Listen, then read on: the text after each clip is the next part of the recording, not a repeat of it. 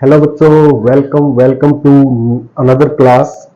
Today we will discuss about Faraday's experiment. Faraday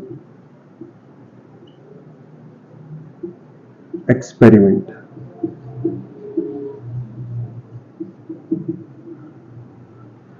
तो आज हम बेटा फेराडे एक्सपेरिमेंट के बारे में पढ़ेंगे, ठीक है ना।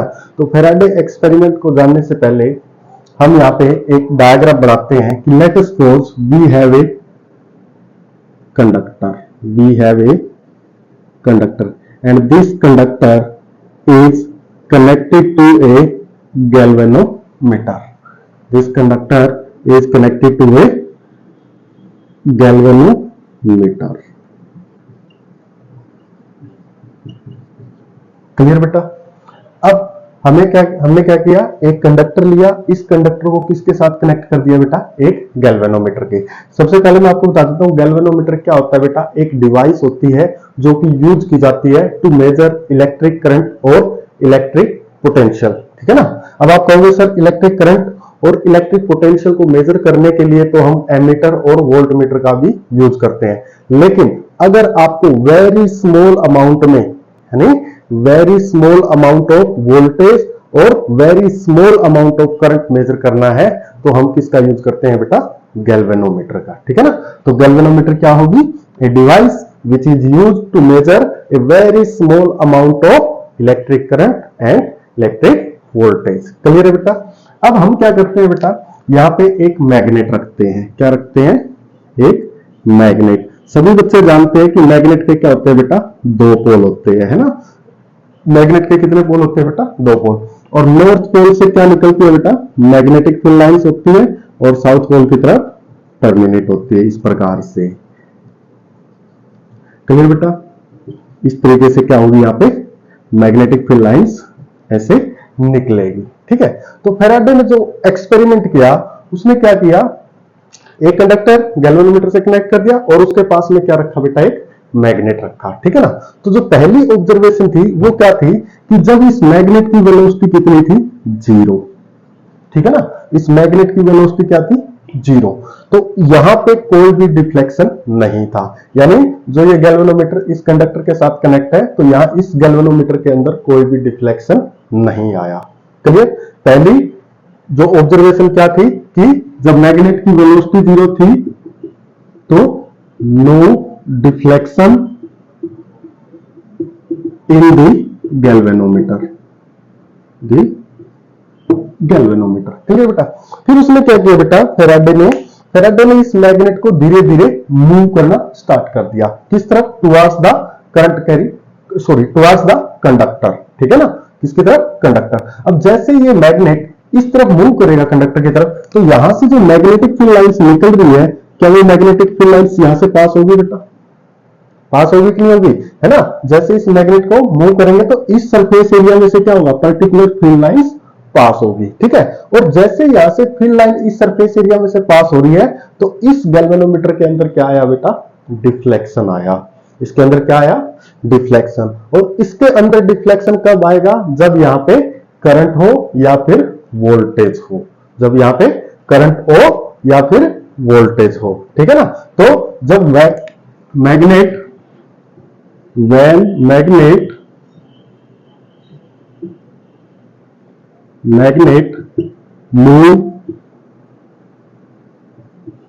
moves towards the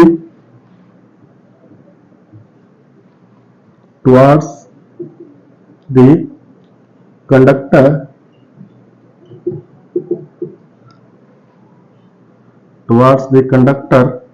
galvanometer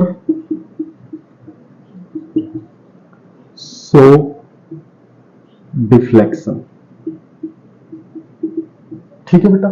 अब यहां पे क्या आया, अब यहां पे गैल्वेनोमीटर के अंदर जो डिफ्लेक्शन आया तो ये डिफ्लेक्शन किसकी वजह से आया, इसका मतलब यहां पे क्या है, करंट प्रोड्यूस हो गया या फिर वोल्टेज प्रोड्यूस होगी। तो फेराडे ने इस करंट और वोल्टेज को क्या नाम दे दिया बेटा, इंड्यूस्ड करंट। क्या दे दिया, इंड्यूस्ड करंट और इंड्यूस्ड वोल्टेज। जो यहां पे डिफ्लेक्शन आया तो उस करंट को क्या नाम दे दिया गया, इंड्यूस्ड करंट और इंड्यूस्ड वोल्टेज। क्लियर बेटा। अब फेराडे ने क्या किया बेटा, मैग्नेट को इस तरह मूव किया था तो यहाँ पे डिफ्लेक्शन आ गया, ठीक है। लेकिन जैसे ही मैग्नेट को वापस इसे अवे करने लगा इस कंडक्टर से, तो ये मैग्नेटिक फील्ड लाइन फिर भी क्या हो रही थी, इसमें से चेंज हो रही थी, ठीक है ना।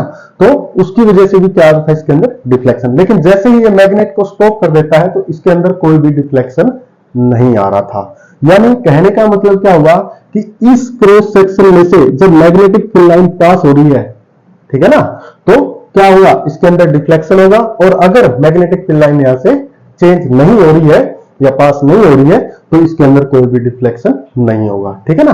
तो एक जो magnetic field line passing through that surface, magnetic field lines passing through that surface, उसे क्या बोलते हैं बेटा हम, मैग्नेटिक फ्लक्स। उसको क्या बोल देते हैं बेटा हम, मैग्नेटिक फ्लक्स, ठीक है ना। क्या होता है magnetic flux, magnetic flux number of magnetic field line, magnetic field lines passing through a surface, ठीक है बेटा, इज कॉल्ड मैग्नेटिक फ्लक्स, ठीक है ना। यानी यहां पे जो इंड्यूस्ड करंट और इंड्यूस्ड वोल्टेज बन रही है वो किसके चेंज होने की वजह से बन रही है, मैग्नेटिक फ्लक्स के चेंज होने की वजह से बन रही है, ठीक है ना बेटा। और ये फ्लक्स कब चेंज होगा, जब ये इस तरफ या इस तरफ मूव करवाएंगे। अगर ये रेस्ट में है तो यहाँ पे कोई फ्लक्स का चेंज नहीं आएगा, और फ्लक्स का चेंज नहीं होगा तो यहां पर भी कोई डिफ्लेक्शन नहीं आएगा, ठीक है ना। तो फेराडे ने जो अपने एक्सपेरिमेंट किए थे वो क्या था, उसने पहली ऑब्जर्वेशन ली, इसको रेस्ट में रखा, रेस्ट में रखा तो कोई डिफ्लेक्शन यहाँ पे नहीं आया, ठीक है। लेकिन जैसे ही उसने मैग्नेट को मूव करवाया थ्रू दिस कंडक्टिंग कॉइल तो यहाँ पे क्या आ गया, डिफ्लेक्शन आ गया, ठीक है ना। और जैसे ही उसने वापस हटाया तो भी यहां से क्या था, लाइन चेंज हो रही थी, उसकी वजह से भी क्या आ रहा था, डिफ्लेक्शन। और इस डिफ्लेक्शन की वजह से क्या बन रहा था बेटा, यहाँ पे इंड्यूस्ड करंट और इंड्यूस्ड वोल्टेज। क्या बन रहा था बेटा, इंड्यूस्ड करंट और इंड्यूस्ड वोल्टेज, ठीक है। तो ये फेराडे के एक्सपेरिमेंट थे, 3 ऑब्जर्वेशन आपने यहाँ पे नोट कर देनी है, ठीक है ना। अब इसी पे बेस्ड हमारे पास एक नेक्स्ट टर्म आती है इलेक्ट्रोमैग्नेटिक इंडक्शन। चलिए उसको समझते हैं।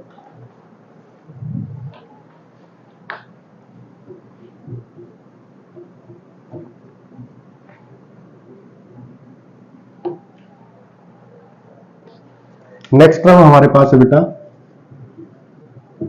Electromagnetic induction. इसको इन शॉर्ट हम EMI भी बोल देते हैं, इलेक्ट्रोमैग्नेटिक इंडक्शन। अब ये इलेक्ट्रोमैग्नेटिक इंडक्शन होता क्या है, ठीक है ना। तो इलेक्ट्रोमैग्नेटिक इंडक्शन क्या होता है बेटा, एक फिनोमिना होती है, एक प्रोसेस होती है, किसकी वजह से, due to change in magnetic flux. यानी इलेक्ट्रोमैग्नेटिक इंडक्शन एक फिनोमिना होता है, एक प्रोसेस होती है जो चेंज इन मैग्नेटिक फ्लक्स होता है, उसकी वजह से जो इंड्यूस करंट होता है, ये जो प्रोसेस होती है इसको क्या बोल देते हैं, इलेक्ट्रोमैग्नेटिक इंडक्शन, ठीक है ना। The phenomena of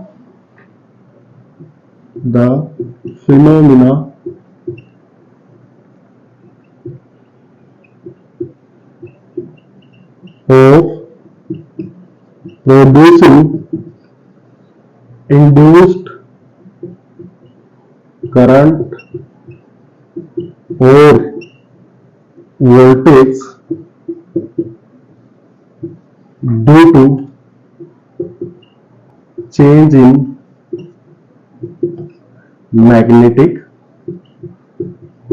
flux is called electromagnetic induction. बात समझ में आई बेटा, क्या था कि जो phenomena of producing induced EMF और इंड्यूस्ड करंट, किसकी वजह से, due to change in magnetic flux, यानी फ्लक्स के चेंज होने की वजह से जो यहाँ पे करंट और इंड्यूस्ड वोल्टेज प्रोड्यूस हो रही है, that process, that phenomena is called your electromagnetic induction. Clear है बेटा। तो ये था हमारा EMI। उसके बाद हम बात करते हैं फ्लेमिंग राइट हैंड रूल की, ठीक है ना। फ्लेमिंग लेफ्ट हैंड रूल हम ऑलरेडी पढ़ चुके हैं, अब हम बात करें किसकी, फ्लेमिंग राइट हैंड रूल की। So let's start.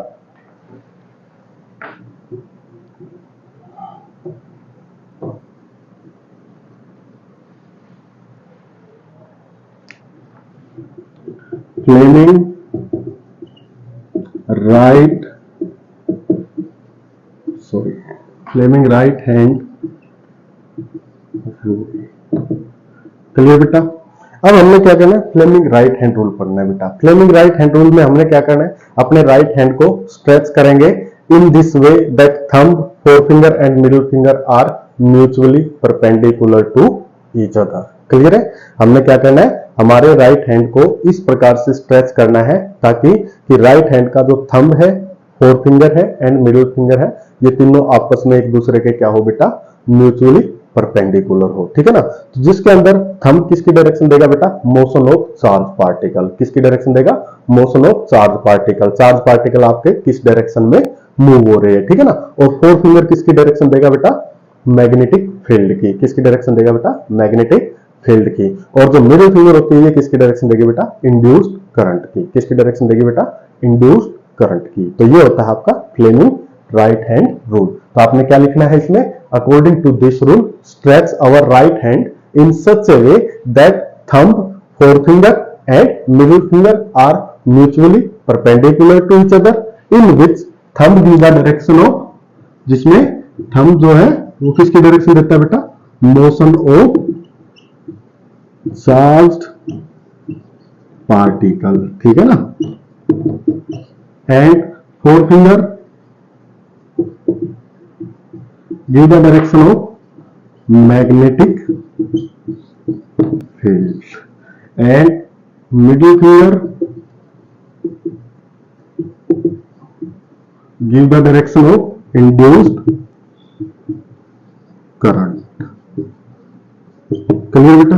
तो ये था हमारा Fleming right hand rule. Thank you.